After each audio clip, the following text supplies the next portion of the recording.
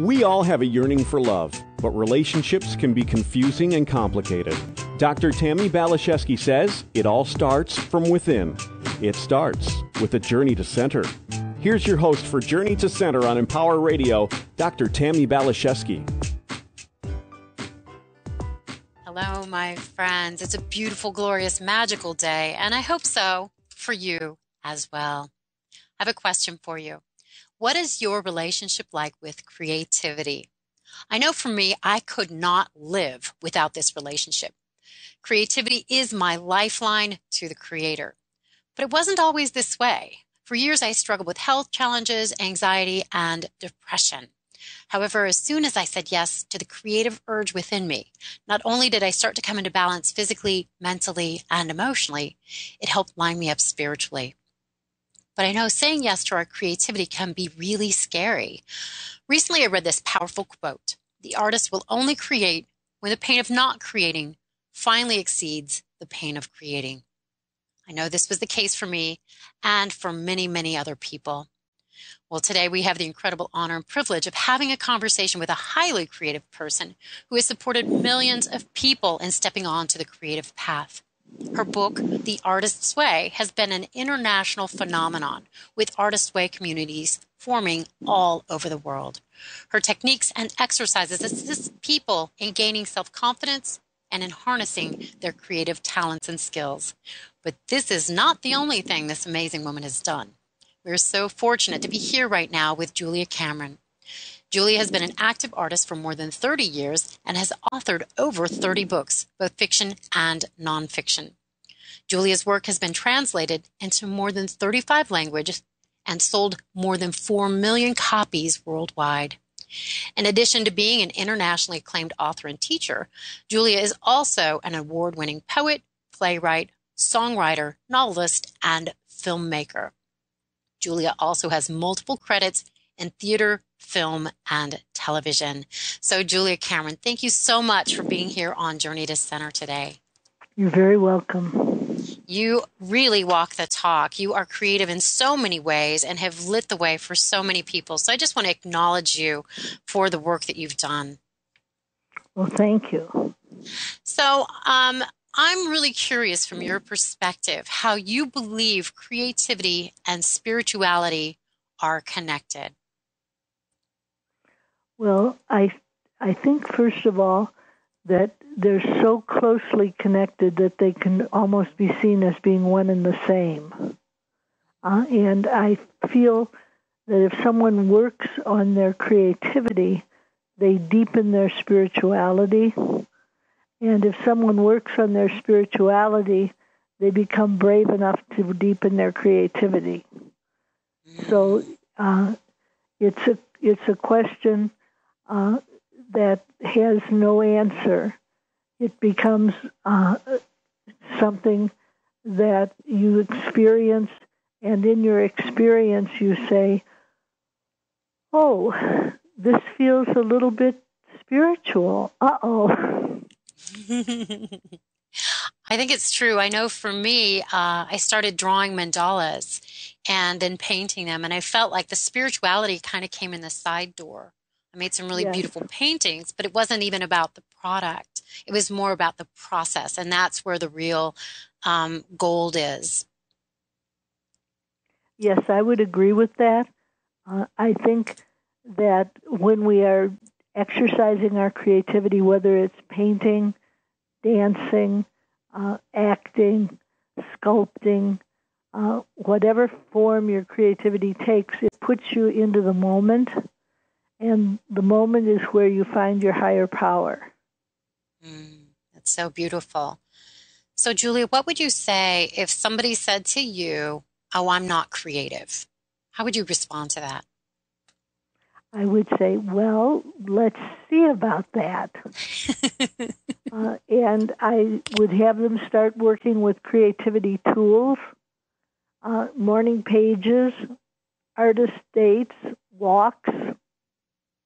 And as they began to work with those tools, I would watch them closely, and I would spot the creativity as it was rearing its head. I don't believe that there's such a thing as a non-creative person. Yeah, I would absolutely agree with you. But I do think it takes courage. It takes courage to create. I know it did for me, and it can be scary. Why do you think that is? I think that we are afraid of being large. Nelson Mandela has a wonderful quote where he talks about we're not afraid of being small, we're afraid of being big. Mm-hmm. And it's a fear of exposure, I think, and it's a fear of attack. We have a lot of negative mythology around artists. We believe that artists are broke. We believe they're crazy. We believe they're lonely. And so believing this negative mythology makes it very difficult to be creative. We have to start putting in place a positive mythology, and then we're able to move forward. Is that clear? Absolutely. I used to have fear around claiming the title artist. And I was meditating about that. And what I got back was that that's what God is. He's an artist and very prosperous. There's no starving artist here. It's that many of us have bought into that limiting notion because that's what we've heard. So, yeah, it's like on some level we almost throw the baby out with the bathwater. But it doesn't need to be that way. So I love what you're saying. It's very elegant and beautifully put. Another area that I'm really fascinated by is the healing potential of art and creativity. And I know for me, it definitely helps support me in healing physically, I think emotionally, mentally. So again, why do you think it is such a powerful healing tool on all these other levels? Well, again, it comes back down to the idea that making art is a form of prayer. And we create something, quote, out of nothing. And as we create, we begin to feel connected. And as we feel connected, we begin to feel safe. And it's that sense of elusive safeness, safety, that we are actually after. And as we work on our creativity and we begin to feel ourselves surrounded by a benevolent power, then we start to say, oh, maybe it's safe to create. And if it's safe to create, it begins to heal wounds of all sorts, ancient wounds. Yes, you wrote a book about prosperity and creativity. And you'd said something in this book about how many of us believe we need money for the perception of safety, but really our safety comes from faith, and our faith comes from creativity. And I just thought that was such an elegant notion. And for me, it's been absolutely the truth. Mm-hmm. So that's another area that I'm interested in. What would you say about the relationship or connection between creativity and prosperity?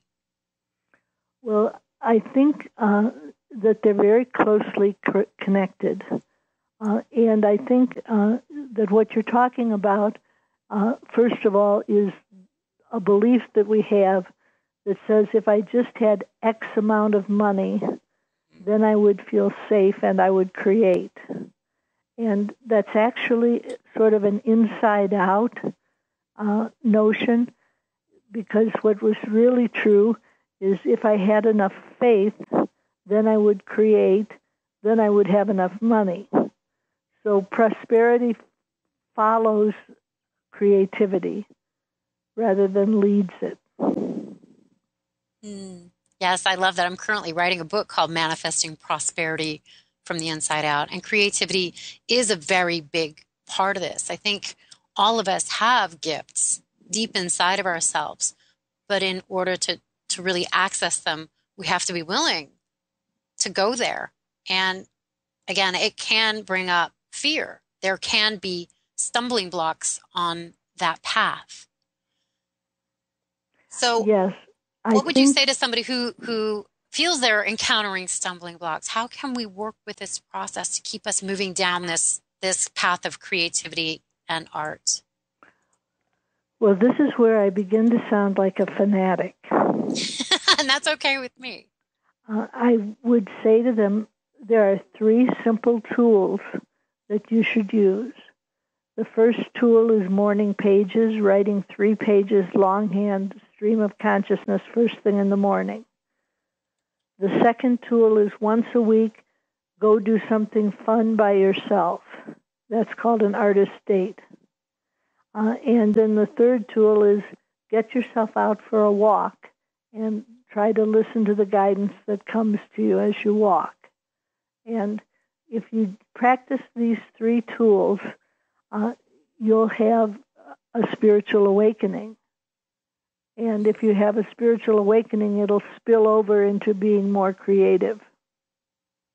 Just starts opening that process up. So I like something that you'd said. This is on your website. You had a video on there, short video about the morning pages. And I know for me, I've had resistance to that. I'm like, well, it might not be pretty. What's the point? It's like, but I like what you said. Doing the morning pages is sort of like meeting your shadow or inviting your shadow to come connect and have a cup of coffee together. Right. So can you tell me more about that? I think that's so fun. Well, I think people are often afraid of writing morning pages because they don't really want to know how they deeply feel. And I say to them, just try writing them anyway. And let them be ugly. And people go, oh, but Julia, if I let myself put ugly things on the page, aren't I perpetuating it in my life? And I say, no. What it's like is that as you put the negative on the page, you begin to ventilate it. And it's as if Jungians talk about meeting your shadow, meaning to meet what you think of as the negative parts of yourself. And with morning pages, you sort of take your shadow out for a cup of coffee and say, now, how did you really feel? Tell the truth. Yeah, I think it's a beautiful way of being able to really access the truth that's beneath the surface or the facade that we want to present maybe to the world and maybe even to ourselves. Like getting really real with ourselves. Yes. I find that if people don't do morning pages and you ask them how they're doing, they tend to say, oh, fine. And if you are asking someone who's doing morning pages, they say, actually, I felt a little bit threatened or a little bit hostile or a little bit afraid. And they begin to have names for emotional states that they previously thought of as negative. Mm-hmm. But by naming them, they begin to have the power to change. So it's almost like I hear what you're saying is that people tend to show up more authentically or honestly in their lives. Yes, people tend to become more authentic from doing morning pages. Interesting. It's we try to catch ourselves before we are defended, before our ego gets a chance to say, oh, I'm fine, thank you. Put that roadblock up. Yeah, we want to say, you're fine. How do you feel? Really?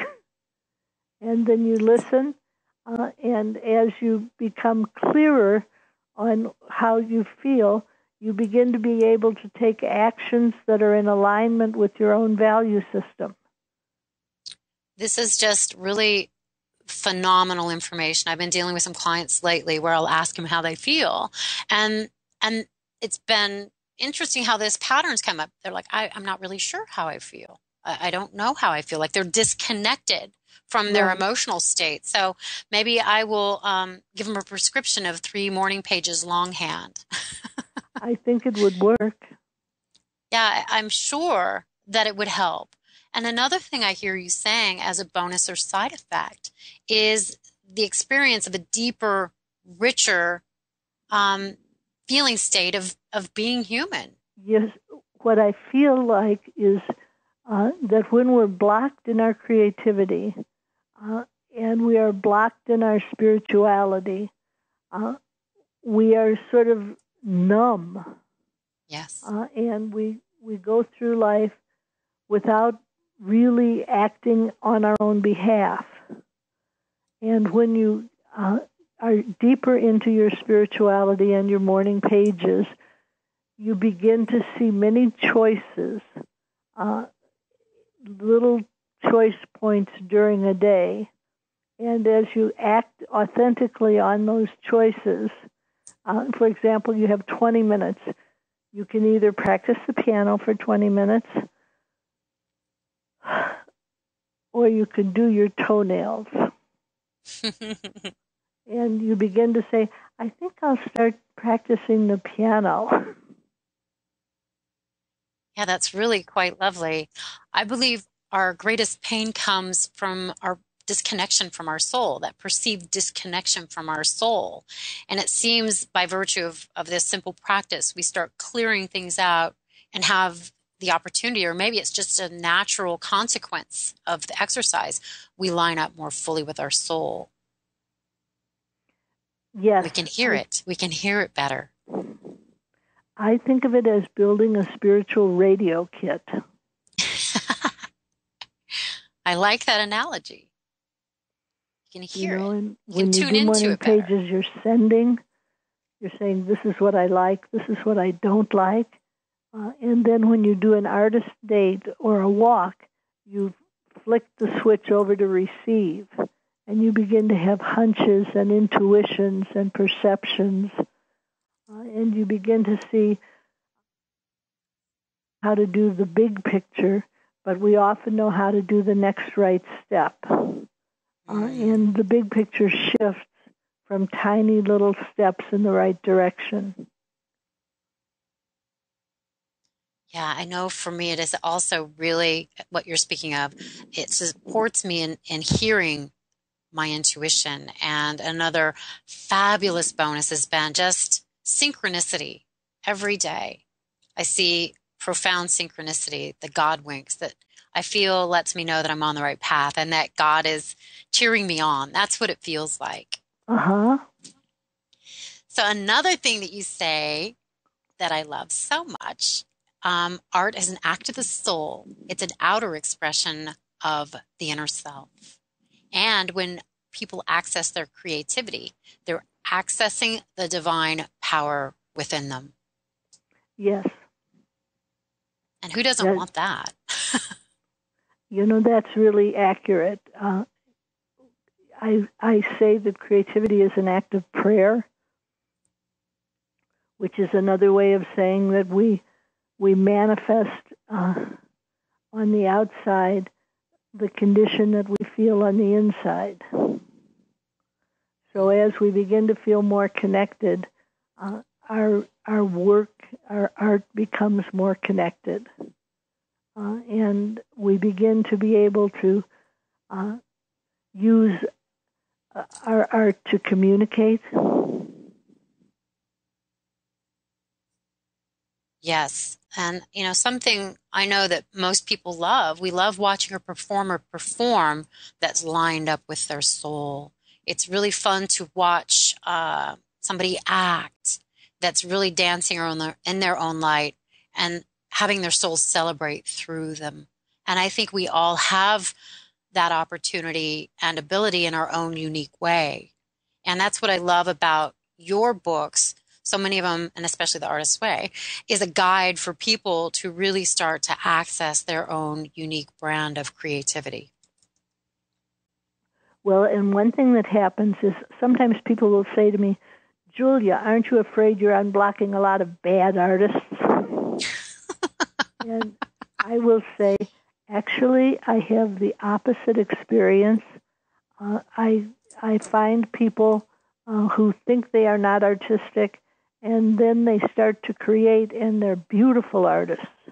and you feel like saying, how could you have gone 40 years without knowing you were a beautiful artist?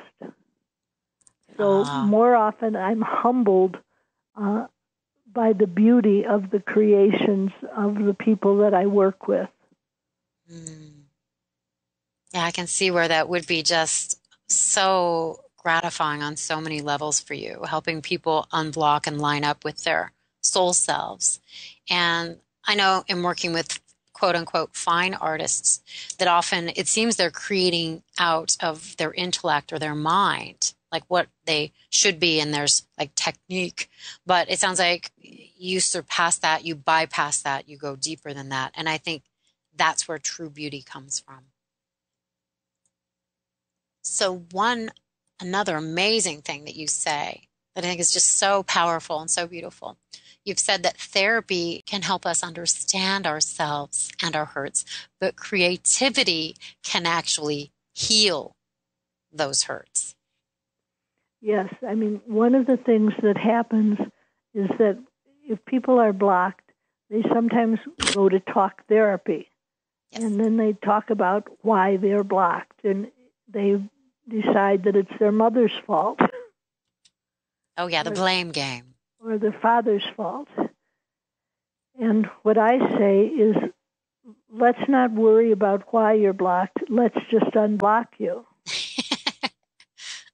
I like that. You can figure it all out later, but for right now, let's start working with these simple tools and see what ways you start to blossom. Reminds me of something in the Bible, be like little children to enter the kingdom of heaven. And I know for me, as a kindergartner, that was heaven for me when it was art class. Let's get the stuff out and let's play. And we weren't in our head when we were doing that stuff. We were just having a good time. And I feel now when I create, now that I've gotten out of my head and I've given myself permission to play, I just play. And the healing is a byproduct from that. Right. I think therapy asks you, what do you think about that? Mm-hmm. And art asks you to make something of what you think about that. And it's okay if it's not pretty. Right. Yeah, it's about the process, not the product. Well, Julia, you are just exquisite.